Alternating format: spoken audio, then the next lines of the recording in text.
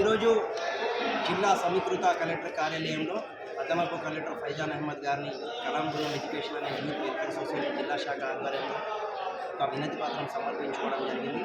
ఆ వినతి పత్రంలో మేము కోరినటువంటి అంశాలన్నింటినీ ఆయన సానుకూలంగా స్పందించి తక్షణమే తగిన విధంగా చర్యలు తీసుకొని అక్కడ ఒక శోభాయమానమైన రూపాన్ని ఇస్తామని మాకు భరోసా కల్పించడం జరిగింది.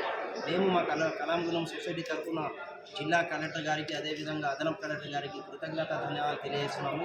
సుమారు 23 సంవత్సరాలు అక్కడ శాశ్వత స్మారక నిర్మాణం కోసం మేము పోరాడుతున్నప్పటికీ నిధుల లేమి ఇతర కారణాల వలన దానిని ఆపుతూ తీవ్ర ఇబ్బందులకు గురి చేస్తున్నారు. అయితే ఇటీవలే అంటే 6 నెలల క్రితము నిర్మల్ జిల్లా కేంద్రంలోని 2 ప్రాంతాలలో ఉన్నటువంటి ఆయా సామాజిక వర్గాలకు సంబంధించిన మహనీయుల విగ్రహాల పరిసరాలను శోభామానంగా తీర్చిదిద్ది తగిన నిధులను ఖర్చు చేయడం జరిగింది. మరి ఆ వారికి ఏదైతే సముచిత ప్రాధాన్యత ఇచ్చి తీర్చిదిద్దడం జరిగిందో అదే మాదిరి మౌలానా అబుల్ కలాం ఆజాద్ చౌక్లో ఉన్నటువంటి ఇతర మహనీయుల విగ్రహాలతో పాటు మౌలానా అబుల్ కలాం ఆజాద్ క్లాక్ టవర్ పరిసరాలను కూడా శోభామానంగా తీర్చిదిద్ది ఆ వాటికి తగిన రక్షణ కవచాలు ఏర్పాటు చేయాలని కోరడం జరిగింది. దానికి సానుకూలంగా స్పందించారు.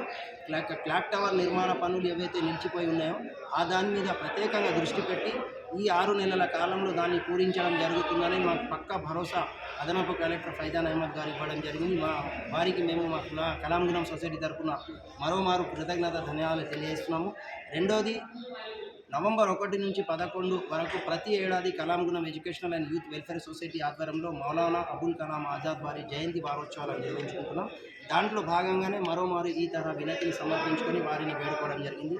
జయంతిని పురస్కరించుకుని కూడా జిల్లా వ్యాప్తంగా అనేక కార్యక్రమాలు నిర్వహిస్తూ ముందుకు వెళ్తామని ఈ సందర్భంగా తెలియజేస్తున్నాం.